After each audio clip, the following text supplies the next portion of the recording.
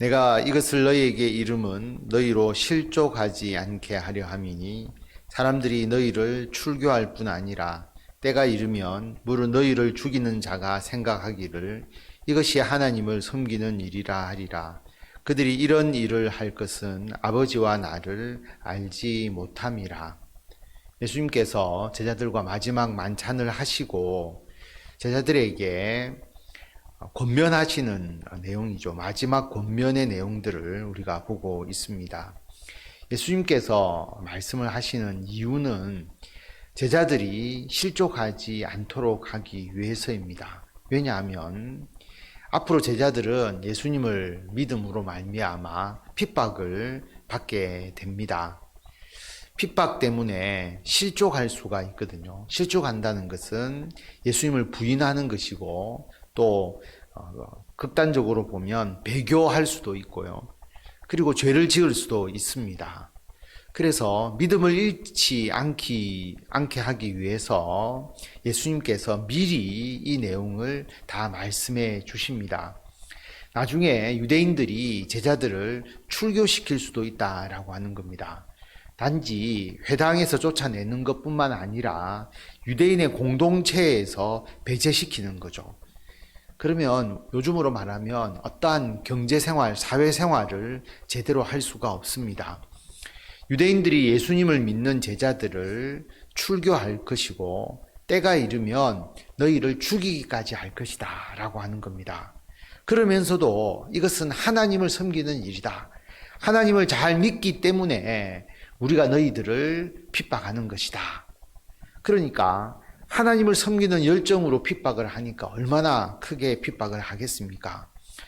아버지와 나를, 하나님과 예수님을 알지 못해서 무지해서 그들이 하나님을 섬긴다고 생각하면서 예수 믿는 제자들을 핍박하고 죽이고 출교할 것이다. 그런데 그때가 오더라도 너희들 예수님을 믿는 믿음을 잃어버리지 말아라. 미리 내가 너희에게 그런 일이 있을 것임을 알려준다라고 예수님께서 말씀하십니다. 4절에 보면 오직 너희에게 이 말을 한 것은 너희로 그때를 당하면 내가 너희에게 말한 이것을 기억나게 하려 함이요 처음부터 이 말을 하지 아니한 것은 내가 너희와 함께 있었음이라.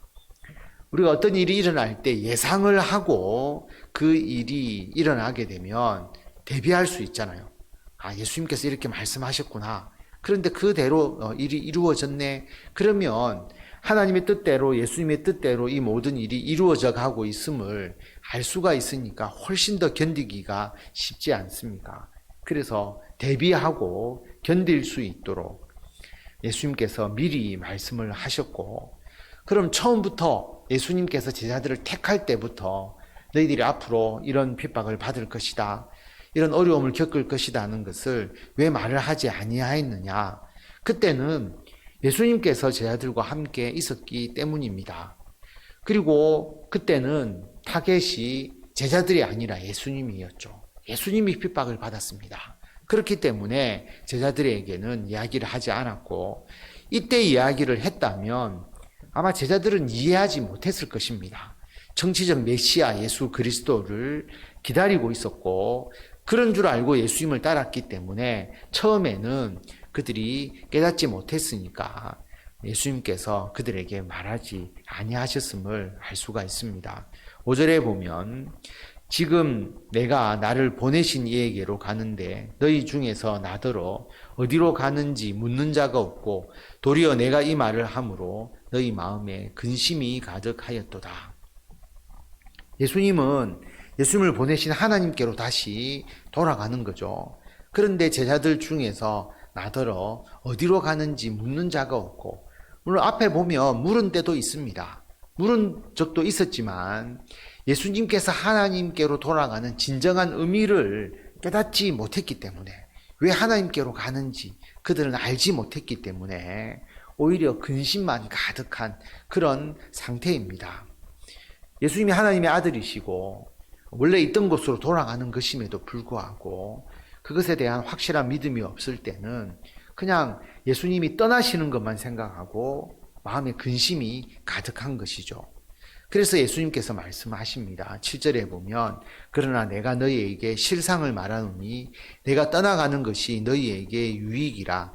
내가 떠나가지 아니하면 보혜사가 너희에게로 오시지 아니할 것이요 가면 내가 그를 너희에게로 보내리니 그가 와서 죄에 대하여 의에 대하여 심판에 대하여 세상을 책망하시리라.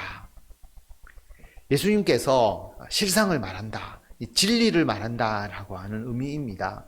진리를 이야기를 하는데 뭐냐 하면 내가 떠나가는 것이 너희에게 더 유익이다라고 하는 거죠.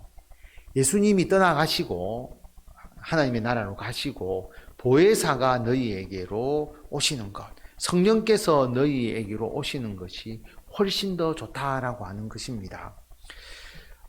예수님이 떠나셔야 보혜사가 제자들에게로 오고 그 보혜사가 죄에 대하여 의에 대하여 심판에 대하여 세상을 책망하신다라고 하는 겁니다. 성령께서 오셔서 하시는 일이 무엇입니까? 예수님의 십자가의 죽음과 그 대속의 의미, 그리고 부활의 그 의미, 예수님을 믿고 구원 얻는 구원 사역을 알리고 풍성하게 드러내는 일을 하시는 것이죠. 예수님은 떠나가고 예수님이 하신 일을 많은 사람들에게 알리는 것이 성령의 역할입니다.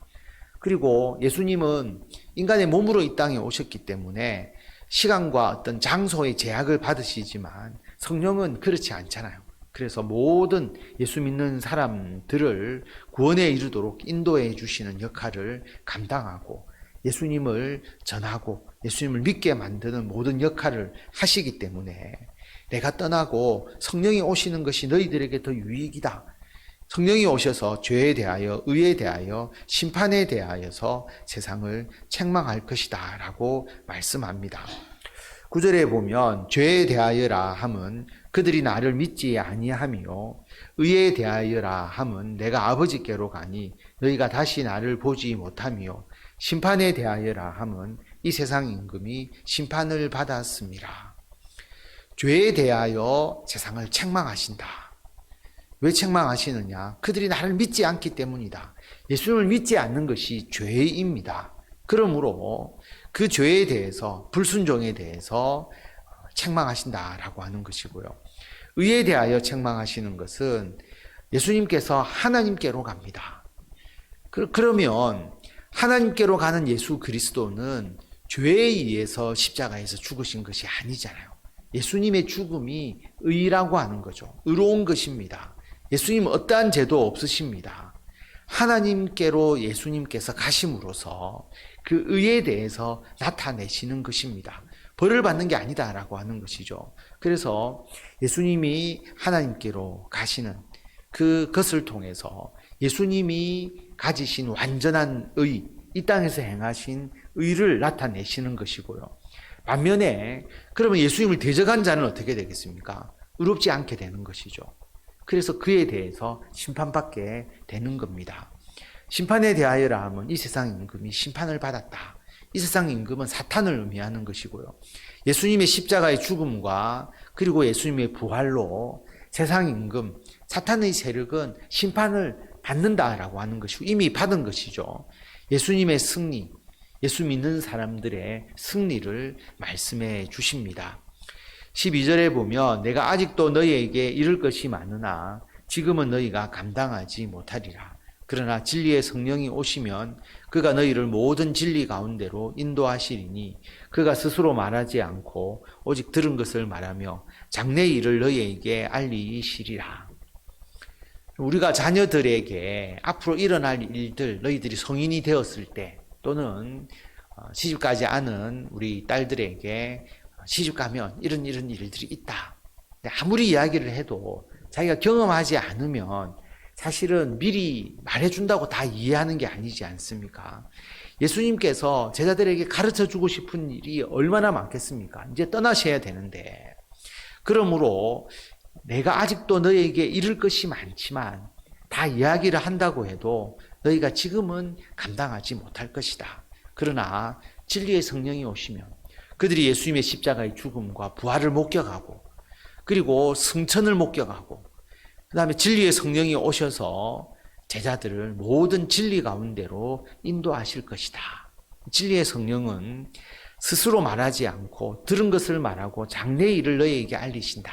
이 말의 의미는 삼위일체 되신 하나님이 그 말씀과 사역을 공유한다라고 하는 거죠. 독단적으로 일하는 것이 아니라 하나님과 성령과 예수 그리스도가 함께 모든 구원의 사역을 행하신다라고 하는 의미입니다. 14절에 보면 그가 내 영광을 나타내리니 내 것을 가지고 너희에게 알리시겠습니다. 무릇 아버지께 있는 것은 다 내 것이라. 그러므로 내가 말하기를 그가 내 것을 가지고 너희에게 알리시리라 하였노라. 그가 진리의 성령이 예수님의 영광을 나타낸다. 내 것을 가지고 너희에게 알리신다. 성령이 하시는 일은 예수님의 말씀, 예수님의 삶, 예수님과 관련된 모든 것을 우리들에게 알려주시는 것이죠. 그리고 아버지에게 있는 것은 다 내 것이다. 하나님에게 있는 것은 다 예수님의 것이다.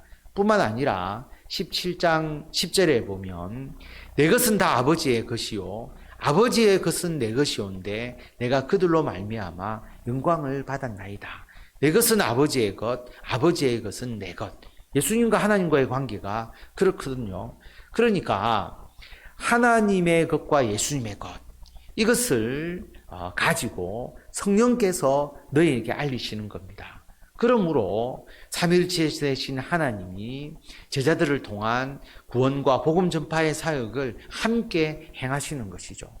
이것을 우리에게 말씀하고 있습니다.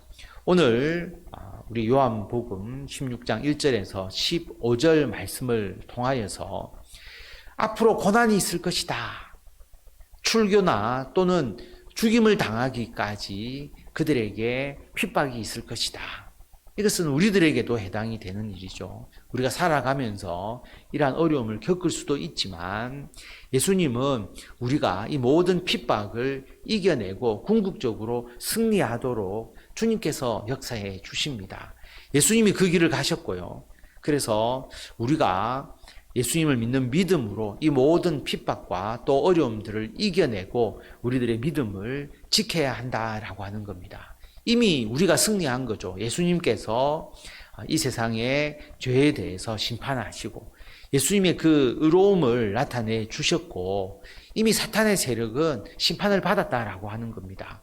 그러므로 세상과 영적 전쟁을 여러분 절대로 두려워하지 마시고 담대하게 예수 믿는 믿음으로 승리하시고 지금도 성령께서 우리들에게 예수 그리스도를 믿음으로 구원 얻는 이 진리를 가르쳐 주시고 우리를 그 길로 인도해 주신다라고 하는 것을 기억하시고 성령 안에서 충만함을 받으시고 성령의 은혜로서 예수님을 믿는 믿음으로 주님께서 맡겨주신 주의 사명 이번 한 주간도 잘 감당하시는 성도 여러분들이 다 되시기를 바랍니다.